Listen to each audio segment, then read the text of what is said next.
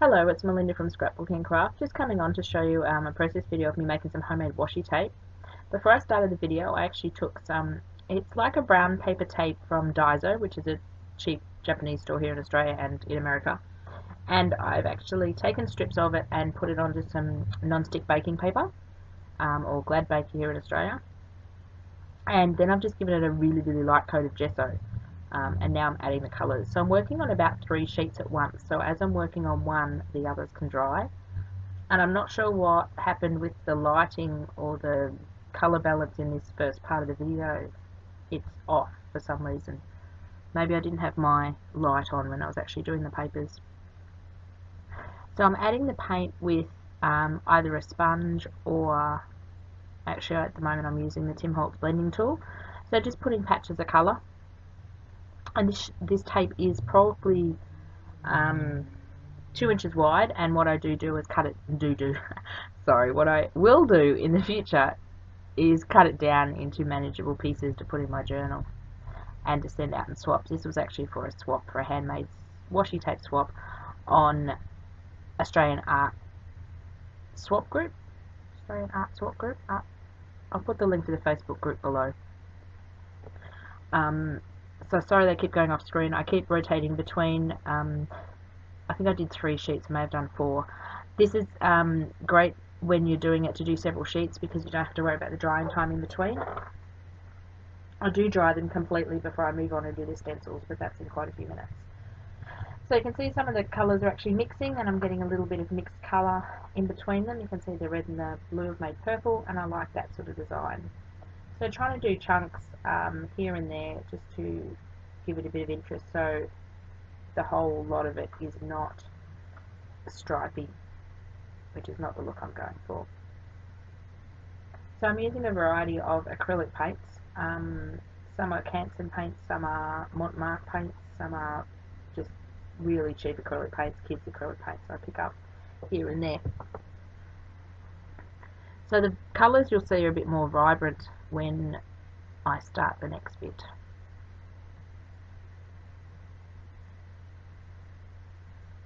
So here I've pulled in a stencil. It's one of my stencils that I design, and I'm actually scraping the paint through the stencil with a old room key from a hotel. We tend to go to hotels, and my daughter and I ask if we can keep the room keys. They make fantastic scrapbooking tools, mixed media tools. Old credit cards work the same, and gift cards and things.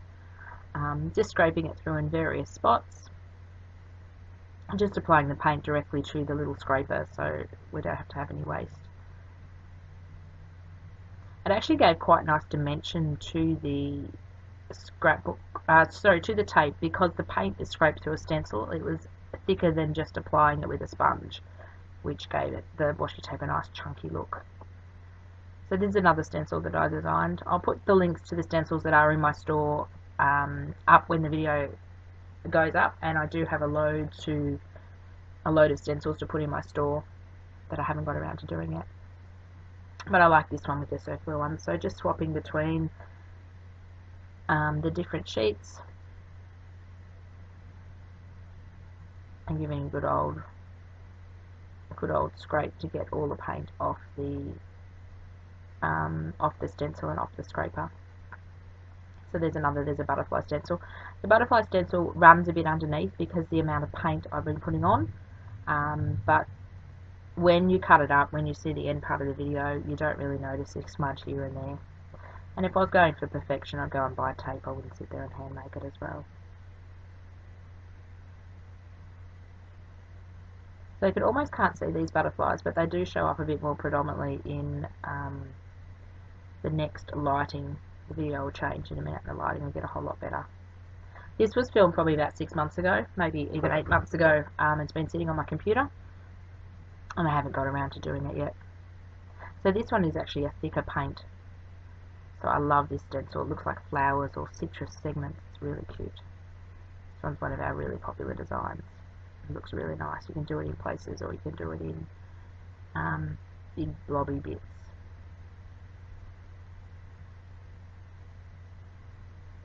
So what you have to do is, this is quite thick paint, so I did take a fair lot to dry. So I did dry it off between adding a sort of a second layer or a second colour to it.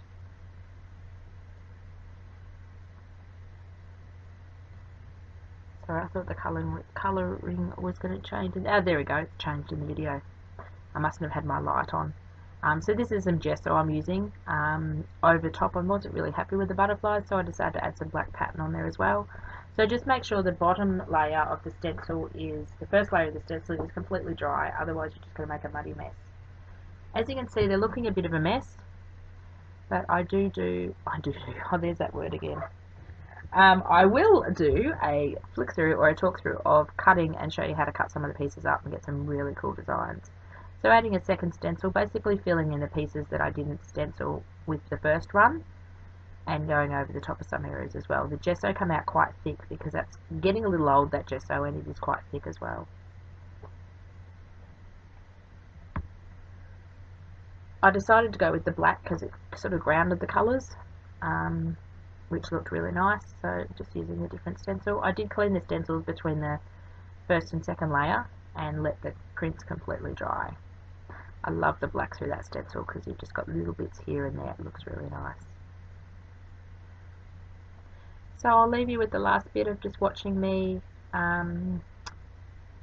put the last stencil on the last sheet, and then I come back and actually show you the completed sheets and walk you through what ways I've cut them and different ways to cut them to make them look really cool. Thank you for watching. Keep tuned for the next bit, and we turn these beautiful strips of paper into lovely washi tape.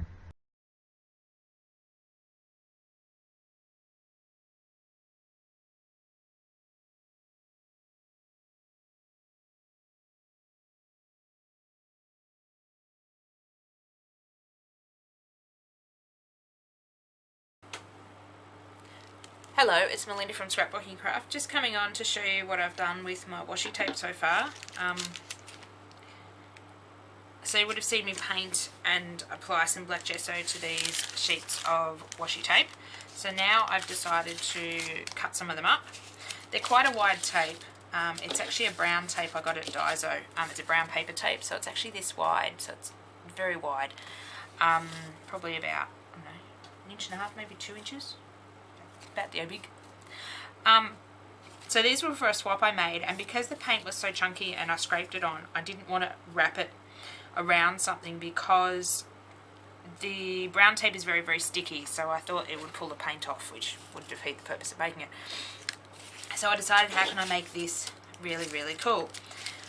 So these were the sheets that I ended up with, and I've got plenty left over, so these are all my bits. And I'll show you the swap bits. So what I basically did last night was just sat there. These are my little swap envelopes to go out. So I just sat there and hand cut. Well, this one's not hand cut. This one I actually used my punch on, which I can't find. There it is. So I punched circles and then just cut the circles in half, making like a faux postage stamp. So now I've also got these sticky circles as well. Sorry about the lighting in here, it's a bit sucky today. It's very cold and dreary outside and trying to get the light right. So I made those ones, and then I just hand cut some scallops. So that's the sort of the waste of the scallop when I cut it out. I cut some zigzags, cut some smaller zigzags. So I made them all the length of a DL envelope, which is, I don't know, 20 centimetres, 18 to 20 centimetres in size. So that one's a hand cut scallop. So they look really nice now that they're all cut down. Made some smaller ones. There's another one of the postage stamp style one with the scallops, with the circles.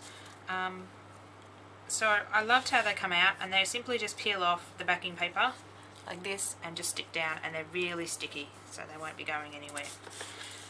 Just show you a few more. So we've got lots of them, and then I'll show you how I cut them. So the scallops are just hand cut, and these ones are hand cut as well. So lots of little different designs, some just straight ones that I cut off, some more postage stamp style ones. So you can actually mark on the back of them. I'll do this strip now. So you could actually draw on the back of it and give yourself a guide, or what I tended to do was just, with the length of my scissors to do the big scallops, as just did this.